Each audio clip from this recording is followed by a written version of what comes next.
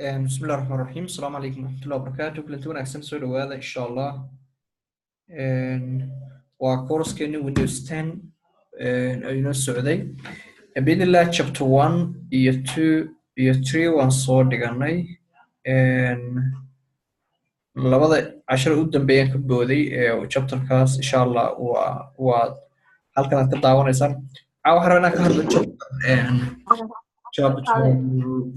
4 بإذن الله مع عطب كأفراد أو محل رهذاي user accounts and user accounts and simply وحويا وون account أضينا إمكان تقنو somewhere and control panel كم يعرف ربنا بتهجري كرتا control panelku waxa weeyaan waa daaqada ama meesha laga maamulo Windows ka oo dhan ama computer ka oo dhan marka halkan oo kale imika wuxuu ku tusayaa inay tahay category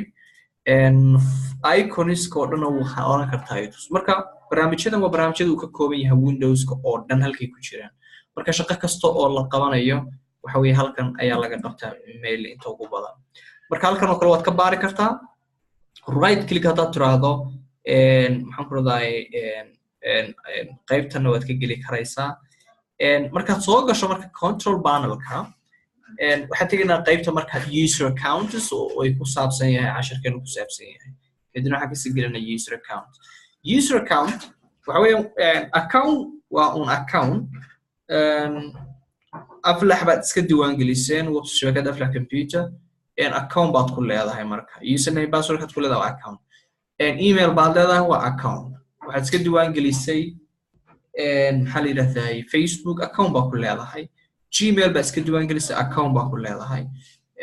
maxaan ku leedahay account kaas marka waxa ku sahlayaa waa username kaad isticmaalayso si aad marka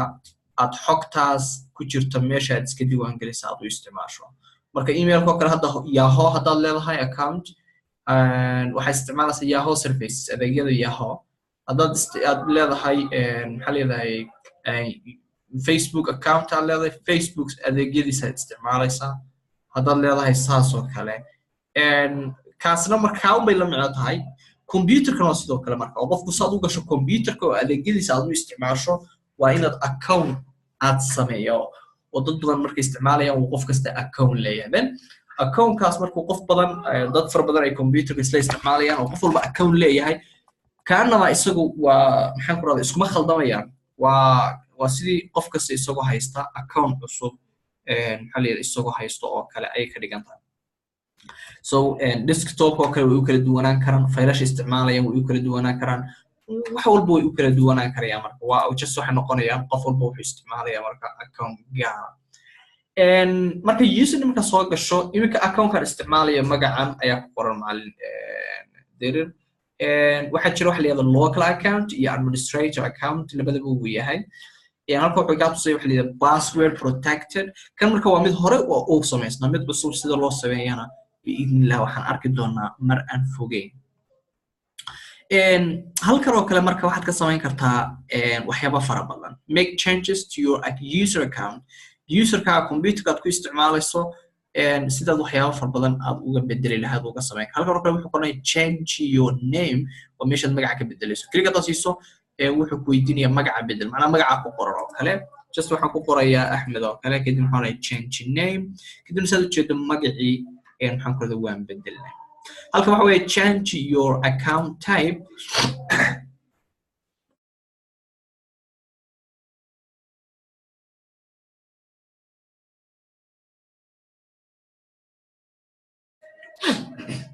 rale hada marka waxa weeyaan basically marka dad fiiriso marka iminka waxaan soo galnay account type so halka marka joogto magaca meesha ka bedelayso waxa oranaysaa your account type ka waxa weeyaan waa nooca account-ka ayaa laba loo qaybiyaa mid la yiraahdo standard iyo mid la yiraahdo administrator so standard-ka iyo administrator waxa kala duwan waxa weeyaan administrator waa admin-kii waa kii computer-ka oo dhan awood u lahaa ee maamulaya لكن standard كوا local account أما local user ولا هذا local account ولا هذا standard ولا هذا a user و standard user can use most of the software and changes and system settings that just don't affect other users specific of this group. And standard بركو يهي account كو computer كو استعمال كرايا لكن users كلا حبة كمان بدري كرا. وبالمثل وكله لو user باشرة user كaccount كو يهي محلي لذاي و local يهي just وات استعمال كرتا لكن كوا كله واحد سامينا عم effectisa محنكرا total كمليه. محلي لذاي sidoo kale maxaan ku raadayay waxyaabaha security ga laga xayirana bilmadka administrator ko kale wuxuu awood u leeyahay isagu inuu maamuli karayo account-da kale oo wax kasta waxay leeyahay admin iyo madax bay leeyahay simple administrator waa madaxdii user-da kale so simply marka aad fiiriso marka by definition standard marka halkan hada imika standard active ma aha. That means account can standard kama dhigi karo. Why? Sababta waa adminkii computer standard ma noqon karo marka isaga. Laakiin accounts kale oo standard waan sameyn karaa. Oo isagu local haduu noqdo de computer marka meel far badan ma geli karo de ma maamuli karo. Kaasna meesha aad ma aragtay aad maxalliga ka bid. Sidoo kale isaga hadda click siiso ama aad tagto meesha ku qoran tahay manage another account. Click markaa siiso manage another account wuxuu ku tusayaa inta account jirta. Kan waa inka kan ku jiray waa kii adminka. kana waa kamida mar isticmaalo oo ah user account maxaan ku radaa account so kana labada waad maamuli kartaa click siiso waad maamuli kartaa waxaad bedeli kartaa account name-ka password ka bedel magaca waan soo aragnay sida loo bedelo just halka meesha magaca ka bedelaysay sidoo kale waxaad awood u leedahay inaad bedesho password-ka aad computer ku galayso oo meesha ka bedelayso waa very important halkan oo kale markaad password-ka bedelayso marka waxa muhiim ah qof kasta password-ka ma bedeli karo qofka password-ka garanaya ayaa bedelnay laana wuxuu kaaga bilaabaa sida caadiga email hadad aad password bedelanayso wixii la mid ah current password waa inaad geliso halkan password-ka hore inaad geliso password-ka hore markaad geliso kadib waxaad gelinaysaa password-ka cusub oo aad laba jeer qorayso halka waxa jira waxa la yiraahdo password hint-gana waxa weeyaan password-ka waxaad ku xasuusan karayso so simple waxaad ku soo kale hadaad iraahdo bal metal oo ka iraahdo abdi 123 and hash oo kale okay password kaas hintigiis waxaad ka dhigin kartaa a1 iyo hash marka waad garanaysaa eeda tan eedun abdi bay u taagneed one kan waa 123 ba iyo hash waad garan hinti marka wax lagu xasuusto password in case hadii aad ilowdo waxyaabaha waxaad ku xasuusan kari lahayd oo kale inaad sameeysan karayso it's very important so halkaasna waa meesha account-ka aad ka bedelayso password-kiisa halkan waa kan soo arkinay password waxaan ku laabanay marka manage another imika waxaan maamulayaa local account waa just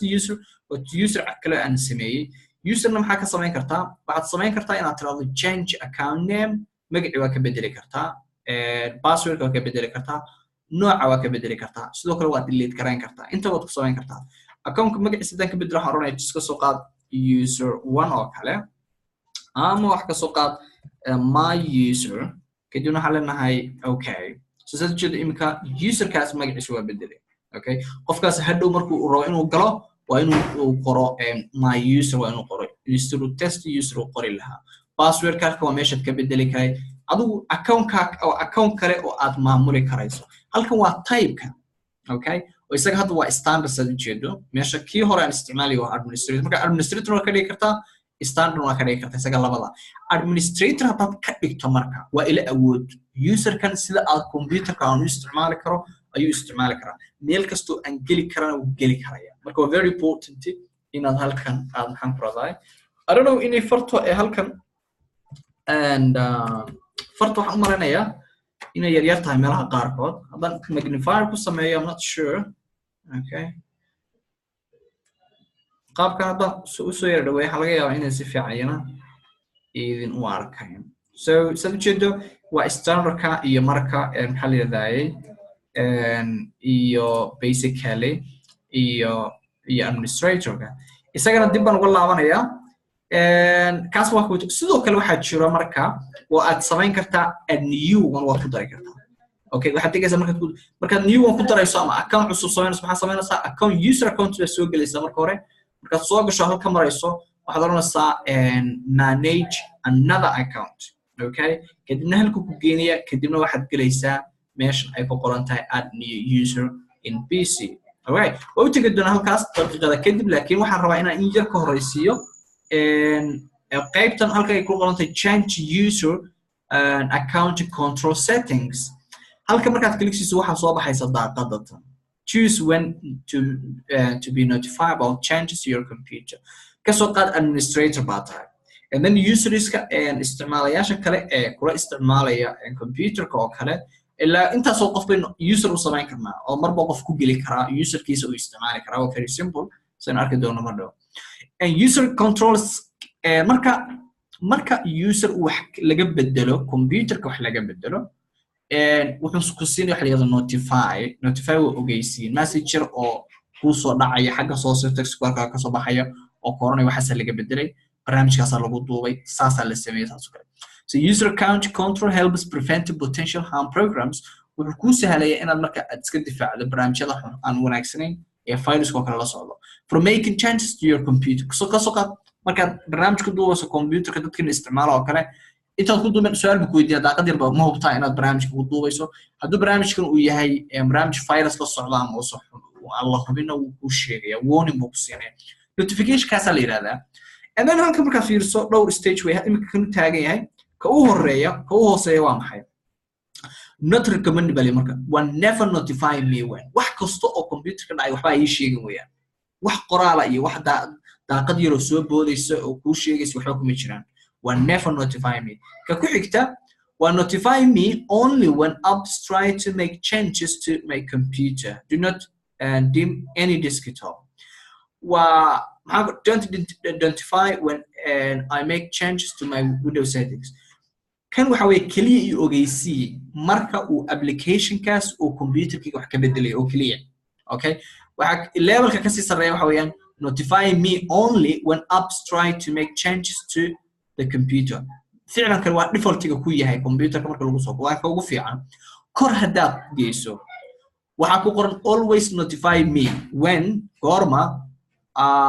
apps try to install marka computerka lagu duubayo marka wax laga bedelayo markii changes even settings ka marka hadda meeshaan ku jirno oo kale waa settings ki computerka ku jirna settings ko meelaha computerka laga habeeyo oo kale oo dhan waa taskba maxaan ku leedahay control isagoo caadi oo shortcutsna Windows halka lagu sameeyay waad ka galaysaa daaqadan waa daaqada testingka qaybta hadda ku jirno waa qaybta user accounts ka weeyaan basically qaybtan ku jirno waan u tagi doonaa mar dhow halkaas marka kan hadda ugu sareeyayso message bu nafta kaaga qabanayo mar kasta wuxuu ku oranayaa wax kasta oo computer ka dhacaya message bab waxa dhacaya waxa lagu laakiin wax fiican kan oo kale by defaultiga levelka ugu sareeya ku xiga inaad dayso now imika waxaan tagnaa managerada iyo account kadibna waxaan tagnaa add new user account kadibna wuxuu geenayaa daaqada tan oo ah daaqada laga sameeyo users isticmaalayaasha computerka sidoo kale waxaad ka soo gali kartaa sida hadda arkaynay waxaad ka gali kartaa halka uu ku jira settingska meesha ay ku qorantay just settings over here qaybta jeedo ashada hore ku soo darnay list ku soo darnay settingska dad kale siiso ama halka waa ka search garan kartaa daaqada ma ku geenaya kadibna waxaad galaysaa meesha ay ku qorantahay accounts kadibna dad ku geenaya daaqada tan daaqadan marka waa meesha aad ka maamulayso waxyaabo fara badan kan horta waa kaygii waa account-kaygii aan ku jiray account-ka marka aynu samaynayno dhowr siba waad isticmaalaysaa oo waxay u tahay somehow muhiim daaqada marka geyso horta waxaad tagaysaa meesha ku qoran tahay family and other people kadibna wuxuu ku geenayaa daaqada tan marka imika userkii aynu hore u samaynay waa kan magac ka bedelanay halkan my user waxaan oranaysaa marka mid cusub ku darayso meesha ay ku qoran tahay add someone and else to this PC klikada siiso waxa ku soo baxaysa marka maxaan ku radaa daaqadan oo ku soo baxaysa daaqada marka ku soo baxdo daaqada marka waa meesha aad ka samaynayso userka aad ka samaynayso userka halka markaad computer ku darayso waa laba qaybood dhinaca kale san ugu qaybinay administrator iyo standard halkan laba qaybood baa loo qaybiyaa oo ah user local iyo mid Microsoft account isticmaalaya Microsoft account user iyo local account user so local account user waa user and halka hadda ku samayn doono like email ama isticmaalano marna waxa weeye username marka isticmaalayso sida tusaale Facebook oo kale marka isticmaalayso waa inaad email leedahay de marka email iska diiwaan gelinayso kale shabakadda aflax marka iska diiwaan gelinayso waa inaad email leedahay emailkaaga isku diiwaan gelinayso saas oo kale weeyaan emailkaaga account-kaagi Microsoft account de waxaan maxaan ku raday Hotmail-ka iyo Gmail-ka iyo all of them waxa weeye waa Microsoft account so account-kaas marka aad sameynayso waxa sameynaysaa marka maxaan ku raday waxaad leedahay account-ki email-kaaga baad isku diiwaan gelinayso ku sameysanaysaa marna bila email baad isku taas marka farqa u dhaxeeya intaas oo marka aad local ahaan aad email isku diiwaan gelin waxa weeye xogta computerka aad ku sameyso computer kale ka geli kartaa laakiin haddii aad emailkaaga isku diiwaan geliso waxaad ka geli kartaa marka xogta emailkaaga ka geli kartaa oo online ahaan baad ku arki karaysaa iminka waxaan oranayaa iminka email buu weydiinaya ama phone waxaan oranayaa I don't have the person's info okay qofkan ma hayo xogtiisa kadibna wuxuu ina geenayaa daaqad kale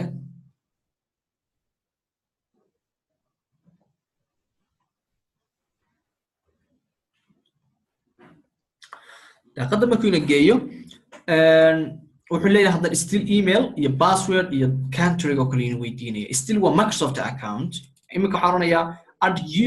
user ku dar without Microsoft account isagoo adoo aan isticmaalin Microsoft account kadibna markaas hadda emailka marka uu ka baxay wuxuuna weydiinaya marka username oo kaliya waxaan leenahay your user aan kan iraado your user my user baan hore u sameynay password ko kale wajafa waxa doonti ka dhig maxaa la yiraahdaa kadibna halka xoranayaa password ku celi halka ku qaadsiya password ka aan u sameynano oo kale halkan oo kale in case you forget haddii aad ilowdo password kan maxaad ku xasuusan kartaa oo meesha la yiraahdo security questions okay waxaad dooranaysaa 3 su'aalood oo kale versionada qaar ama updateska qaar kuma weydiinayaba laakiin meelaha qaar haduu ku weydiiyo halkan su'aasha weydii su'aalaha halka inta badan waa su'aalaha iska reer galbeedka iyo hadda inagu that's iyo maba isticmaalnaba maxaan ku raday a childhood nickname maxaa ku raday magacaaga ninaastada caruurnimadaada magaaladaad ku dhalatay waxaad u xasuusan karto what the name of the city where your parents met these things how is Somali widi waaridka habta xagee ku kulmeenba waxa laga yaabaa inaynan garanaynba what's your first name of your oldest cousin in adeerkaaga ugu weyn magaciisi muxuu ahaa al su'aalaad garan karto ayaad simple adiga ka soo qad magaalada ku dhalatay kadibna waxaan oranayaa okay Muqdisho and kadibna still su'aal kale ayaan weydiiyay my childhood name okay and there and then what about this one and what's your first school you attend and what's your first school kugu horeeyay aad maxaan ku radaa xaadirto kale so normally what primary school ba laga yaabaa qofka primary school buu ka soo bilaabay and my primary school all right kadibna inta markaad samayso so simple next man oranayna kadibna sadjeedo local account kala sameeyna user account kale oo ah and your user kana wuxuu ahaa my user iminka haddaan log out iraahdo waa ku soo geli karaa kan aan iminka sameeyna waa ku soo geli karnaa kadibna wuxuu ku sameeynaya marka desktop cusub qayb cusub ayuu ku sameynayaa ee kamida ee computer and that's one thing normally waa maxay a user and qaybaha ay ku kala duwan yihiin saad u manage garan karto oo maamuli karayso sidoo kale dan imika daaqadii ku laabano say just a control panel and then category tag user accounts tan galno and manage another account so sad user ki kala waa ka halka soo kale awal labada misalan haysanay kana tan click siino waxyaabo far badan bad ka bedeli kartaa sida ujeedo magaciisa waa bedeli kartaa password ki nooca uu yahay delete whichever uu yahay waad samayn karaysaa and such kind of things okay and qaabkaas marka waa meesha aad ka maamulayso sidoo kale waxaan one more time inaan ku laabto and settings and accounts kadibna sidoo kale waxaa jira waxa la yiraahdo qaybtaas marka waa qaybtaas weeyaan aad iyo aad ayay maxaan ku radaa u fududahay oo ay u tahay very simple halkan oo kale waa markaad doonaysid inaad email isku darto cusubo and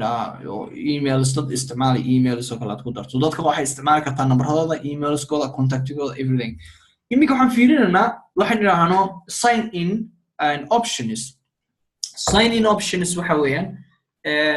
markaad soo gelayso computerka aad soo gelayso dhowr shay baad isticmaali kartaa lagu soo galaa mar waxaa la isticmaalaa password even waxaa la isticmaalaa mar waxa la yidhahdo Windows hello oo ah qaybtan kale Windows hello is not available on this device computerka kale imika available ma laakiin somehow computer qaar way shaqeysaa waxay ku xiran tahay computerka iyo versionka marka aad Windows ka isticmaalayso oo codkaagu computer ku furmaya midna waxa weeye password oo ah passwordka caadiga midna waa pin midna waxa la yiraahdo waa picture marka kan passwordka waan iska garanaa just change password daayado waa meesha aad password current password ba horta ku qoraysaa okay passwordka iminka kadibna wuxuu ku weydiinayaa passwordka cusub kana waa pin oo computerka sidoo kale waxaad ku geli kartaa pin mainly waa numbers halka pin sub samayso oo kale halka wuxuu ku weydiinayaa marka ugu horeysa mar kasta wuxuu ku weydiinayaa waxay tahay waa basically waa passwordka hore horta leena qof kasta ma bedeli karayo so passwordka hore hadan geliyo ayado just okay and then markaas uu ogolanaya inaan pin cusub sameeyo so pin kan cusub ayaan sameeynaya kadibna waxaan oranayaa just include letters oo xarfo haddaad rabto inaad ku darto sameyn kartaa imika number kaliya aan doortay waxaan oranayaa okay alright and waxba ka yar dhiman buu leeyahay kasoo qaad aan wax ku sii daro and kana wax ku sii daro kadib waxaan leenahay just alright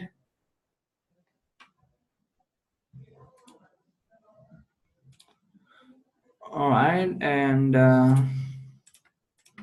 so pin requirement wakan your organization has been the following pin waa inuu afar character uu horta yahay can't be longer kama dheeraan karo intaas waa inuu uppercase letter ku jiro lowercase letter waa inuu ku jiro include digits waa inuu ku jiro all the way waxyaabo fara badan so I raahdo marka by the way like this one I think inaan hadda aan buuxiyey requirement ka soran كده waxaan okay kan waan sameeyay binki oo iminka binka labadaba waan ku gali karaa binkana waan ku gali kartaa hadda doonaysan ka saarto iminka remove badanaysa sidoo kale waxa jira inaad sawirkaaga aad ka dhigan karto ama any sawir aad ka dhigan karto maxaa la yiraahdaa aad ka dhigan karto password oo soo lorda aad ma oranaysa meesha ku qorto picture sawir kadib waxa ku weydiinayaa password markaad geliso iminka waxaad sameynaysaa xariijimo ayaad ku jiidaysaa image-ka ka soo qaado kale choose password aan iraahdo kadibna samba aan image oo kale aan doorto ujabo say for example oo kale sawirkayga waxaan doonayaa inaan ka dhigo password uu noqdo computerka aan rabo ku soo galo imika waxaan oranaysaa use this picture sawirkan isticmaal imika halkaas aad jeedo 1 2 3 baad ku aragtaa kadibna waxaad sameynaysaa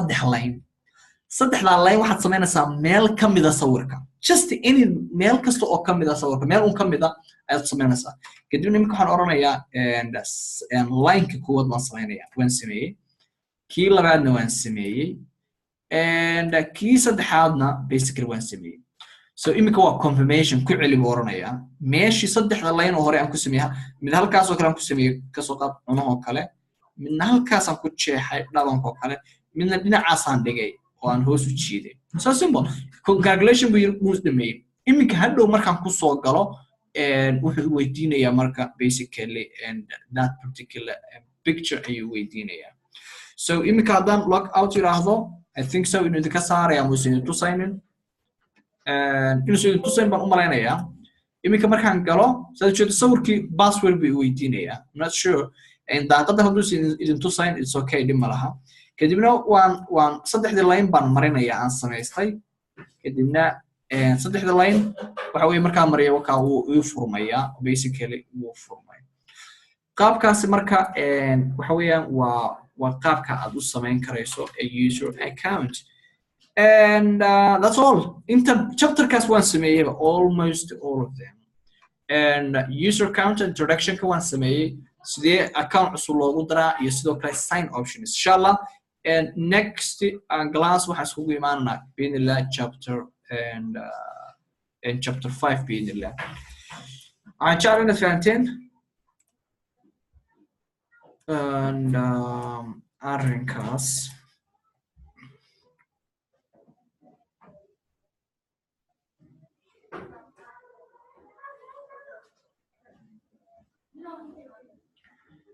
سبحانك اللهم وبحمدك